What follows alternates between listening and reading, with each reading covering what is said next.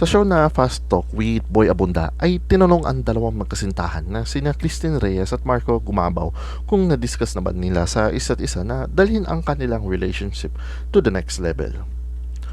Of course, basta ang usapan namin is yung future together. Pero yung details or kung ano, of course, konti-konti. Pero yung longer term goals, yun ang napag-uusapan namin, the long view. Tapos, tinanong naman ni Boy Abunda si Christine at tinanong yung kalagayan ng kanyang marriage sa dati niyang asawa na si Ali Katibi. Wala naman daw problema nakikita si Christine sa pagpapakasal kay Marco dahil matagal nang annulled yung marriage niya with ex-husband. Matagal na daw ito nangyari at lampas na daw ng isang taon. Hindi naman daw niya kailangan i-announce dahil hindi raw ito dahilan upang i-celebrate. Anyways, yan lang ang balita ko sa ngayon. Ako si JB, Showbiz Report.